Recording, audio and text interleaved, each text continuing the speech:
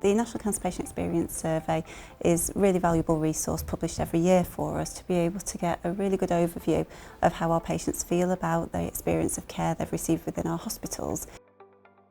Patients with pre-existing conditions such as learning disabilities and dementia were having a longer time on the cancer pathway, and we felt it important to try and look at how we can improve that for these patients.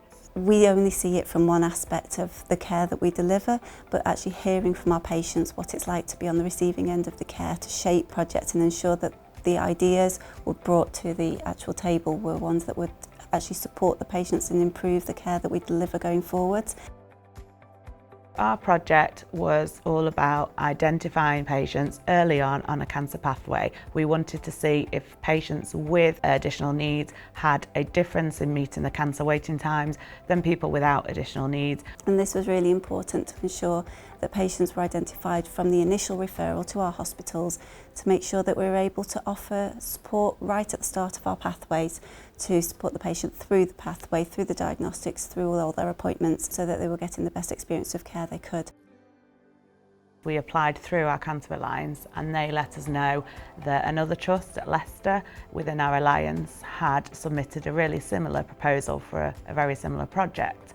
So they suggested that we team up and work together and submit a joint proposal, which is what we did, and it was successful. It was a collaborative approach. It brought in many different elements, many different key stakeholders, and by bringing together everybody's experience, it was a framework which we could build and make change and deliver.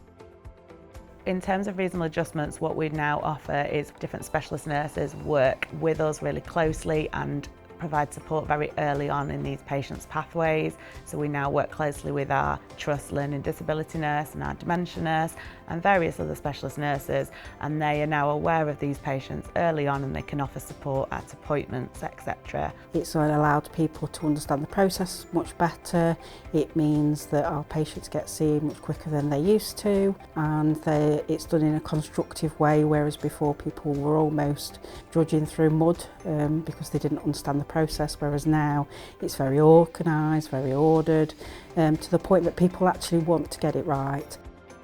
We now have a flagging system throughout our trust. Our team are then able to get involved quite early on in their diagnosis. It means that people with learning disabilities are getting treatment a lot sooner than waiting or finding out that they have a cancer diagnosis at stage 4, which is really important. Working with our colleagues in administration was absolutely fantastic. They are the linchpin to our pathways. Without them, we don't actually know when our patients come onto the pathways. They are absolutely the glue that holds together. Looking right at the start of the patient journey, the 208 team are now collecting one more data item off the GP referral. That has then been added to our patient tracking system. We're better able to see that a patient has additional needs that need to be considered when deciding what the next step in the pathway is. The patients have a different colour code against them, which means when we can see a patient is declining or repeatedly changing their appointments, we know we need to look at a bit more detail and possibly get a clinical person involved in supporting that patient through the journey.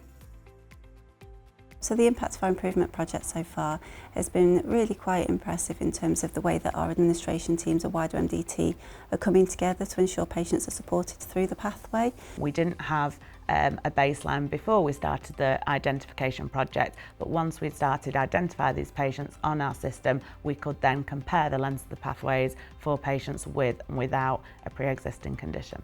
We have now got 2 years worth of data, and it's brilliant to see the reduction in the waiting times.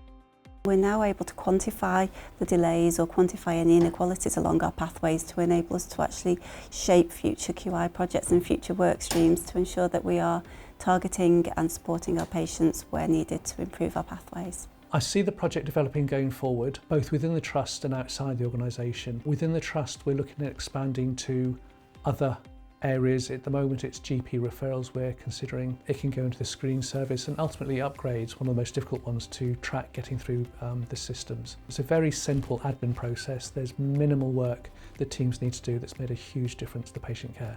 We're widening the scope of the patients that we're identifying. We're working with our screening teams. That's given us an opportunity to develop the project further. wider than the urgent suspected cancer pathways. And as the project continues, the plan is to use the data that we've acquired from the project to continue to drive and improve service improvement where we can to improve the experience of care. In the future, I'd definitely like to see continuous development of this project, which we have been doing for now 2 years. It's ever evolving project. The next thing I really want to see improving is those offers of reasonable adjustments being very consistent across all the different tumour site pathways and with all the different patients, but we need to still have some more consistency throughout the trust and just make that support that we offer really proactive for every single patient.